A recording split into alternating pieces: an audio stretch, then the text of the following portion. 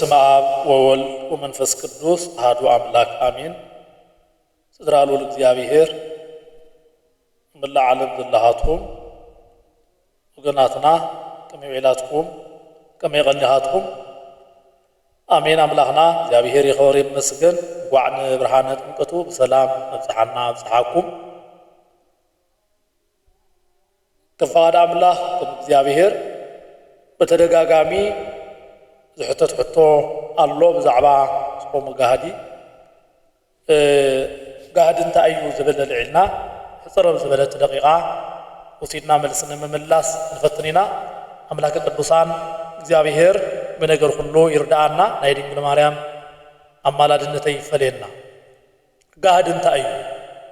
በጅምርታ ቃሉ ጋሃዲ ማለት ግልጽ ማለት እዩ። ቋንቋ ትግርኛ እውን ከይተረፈ ግዕዝን ትግርኛን ብጣዕሚ ስለልመሳሰሉ ማለት እዩ። ስለዚህ ጋሃዲ ዝብል ኣብ ቤተ ክርስቲያንና ዘሎ ቋንቋ እቲ ጋሃዲ እንብሎ ካብቶም ሸውዓተ ኣጽዋማት እቲ ሓደ እዩ።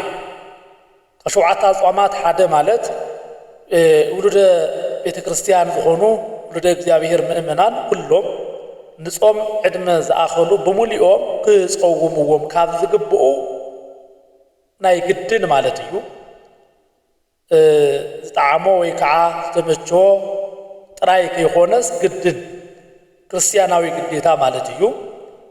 ክርስቲያን ዝኾነ ኩሉ ክጸሞም ካብ ዝግብኡ ኣጽዋማት እቲ ሓደ እዩ ጾመ ጋሃዲ። ካብቶም ሸውዓተ ኣጽዋማት ስለዝቁጸር ማለት እዩ።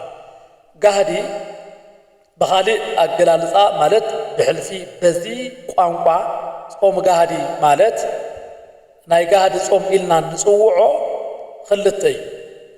ተቀዳማይ ናይ ልደት እዩ። ካልኣይ ከዓ ጥምቀት እዩ። ኣብቲ ፍትሓ ነገስቲ ዝበሃል ናይ ቤተ ክርስቲያንና መዐቀኒ ዝኾነ ፍትሐ መንፈሳዊ ተባሂሉ ዝጽዋዕ ገጽ 207 ከምዚ ክብል ይነግረና እዩ። ወጾመ ድራረ ልደት ወጾመ ድራረ ጥምቀት፣ ናይ ልደትን ናይ ጥምቀትን ዋዜማ ምጽዋም ከም ዝግባእ ይነግረና እዩ። ዝተፈላለዩ ሓሳባት ንሰምዖላ ኣጋጣሚ ኣሎ።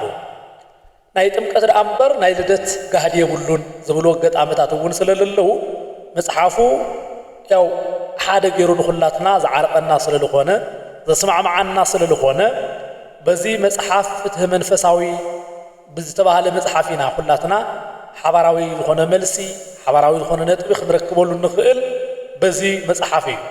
ስለዚ ኣብዚ ፍትህ መንፈሳዊ ዝበሃል መጽሓፍ ዝነግርና ጾመ ጋሃዲ ኣብ ክልቲኦም ኣብ ልደትን ኣብ ጥምቀትን ከም ዘሎ እዩ ዝነግረና ማለት እዩ።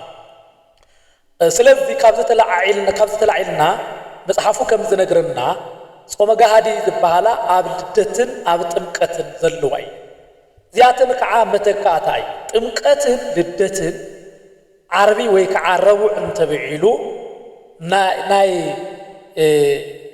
ስዕረት ስለልብላዕ እዩ። ናይ ስዕረት ስለልብላዕ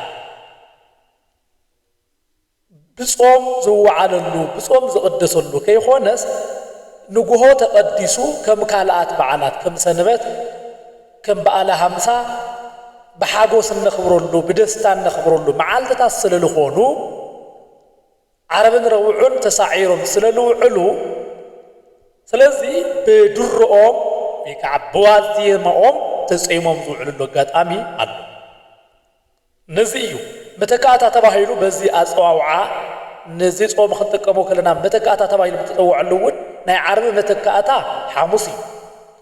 ናይ ረቡዕ መተካእታ ሱሉስ እዩ።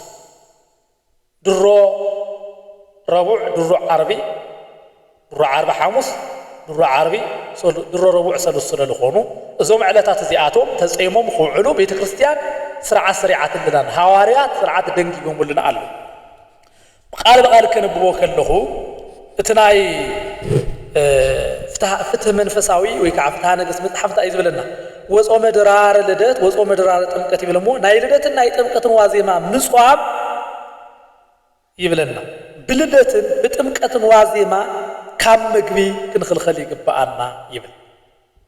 ትግራዋይ ድሮ ከም ዝብል ድሮ ጥምቀትን ድሮ ልደትን ካብ ምግብ ክንኸልኸል ይግባአና ናይ ልደትን ናይ ጥምቀትን እራት ድራር ይብል ክንጸውም ይግባአና ብሕልፊ ዝጥመቕን ዝቆርብን ሰብ ከዓ ኣኽፊሉ ኣኽፍሎት ጥልቀት ማለት እዩ ጥልቀት ወይ ከዓ ጸይምካ ምሕዳር ማለት እዩ ክገብር ይግብኦ ካሊእ ካብ ጥሉላት ምግቢ ክኽልኸል ይግብኦ ይብል ነዚ ጋህዲ ይብሎ ይብል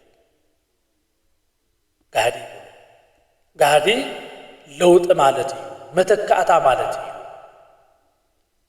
ልደትን ጥምቀትን ዓርብን ረቡዕን ክውዕሉ ከለዉ ለውጢ ተገይሩ ይጽወመሎ ይብለን እዚ ዓርብን ረቡዕን ንዝውዕሉ ዕለታት ተለዋጢ ኮይኑ ብድሮኦም ክጽወም ከም ዝግባእ ድራር ልደትን ድራር ጥምቀትን ወይ ከዓ ድሮ ጥምቀትን ድሮ ልደትን ክንጸውም ከም ዝግባአና ይዝና ማንም ሰብ ክጸውሞም ዝግብኡ ኣጽዋምቲ ምክንያቱ ጽባሕ ነኽብሮ በዓል ናይ ጥምቀት በዓል ናይ ሓጎስ ናይ ደስታ ስለ ዝኾነ ዓርብን ረቡዕን ክውዕሉ ከለዉ ከዓኒ ብሓዘን ብጾም ክወዓል ስለ ዘይግባእ ብናቱ መተካታ ክጽወም ይግባእ ይብለን ካሊእ መዓልቲ ክውዕሉ ከለዉ ሰንበት ክውዕል ከሎ ሰኒ ክውዕል ከሎ ሰሉስ ክውዕል ከሎ ንምንታይ ኢና ንጾም ንዝብል ከዓ መልሲ ክበና ከሎ ሕዚ እውን እቲ ፍትሒ መንፈሳዊ እንታይ ይብለና ንዓርብን ረቡዕንስ ለውጢ ኢልና ሰሉስ ሓሙስ ክጽወም እዩ ንዓርብን ረቡዕን ለውጢ ኮይኑ እሞ ሰንበት ቀዳም ሰኒ ሰሉስ ሓሙስ ክውዕል ከሎስ ናይ ምንታይ ለውጢ እዩ ይብለና እዚ ስርዓት ሓደ ግዜ ምስ ተሰርዐ ኣይፈርስን እዩ እሞ ስርዓት ስለ ተሰርዐ ንጸውም ኣለና ካሊእ ሓደ ግዜ ክጽወም ሓደ ግዜ ክተርፍ ከሎ እቲ ጾም ከይርሳዕ ምእንታን ሓዋርያት ሰሪዖምልና ኣሎ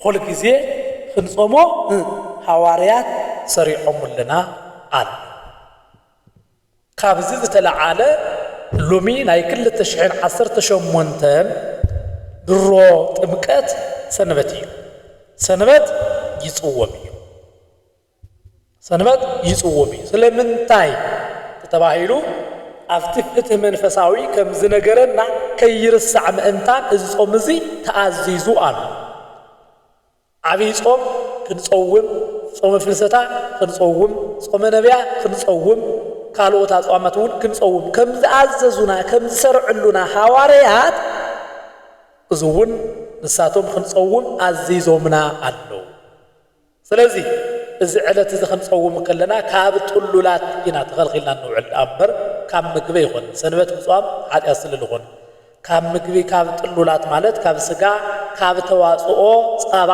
እንቋቑሖ ካልኦት እውን ተኸልኺልና ንውዕል ብዋናነት ከዓ ካብ ተንኮል ካብ ክፍኣት ተኸልኺልና ንውዕለሉ ጾም እዩ ዝብል ሓሳብ ኣሎ ማለት እዩ ስለዚ ኩሉ ግዜ ድሮ ጥምቀትን ድሮ ልደትን ጾመ ጋህዲ ተባሂሉ ይጽወም እዩ ኣብ ሓዲኡ ኣለዎ ኣብ ሓዲኡ የብሉን ዝበሃል ነገር የለን እቲ ፍትሒ መንፈሳዊ ዝበሃል ንኹላትና ክዓርቀና ዝኽእል ይነግረና ኣሎ ማለት እዩ ስለቲ ጸንሐና ግዜ እግዚአብሔር አምላክ ሽሙ ዝኸበረን ዝተመስገነን ይኹነልና ይኹነልይ እግዚአብሔር ኣባይ ምሩና ይጽሓፈልና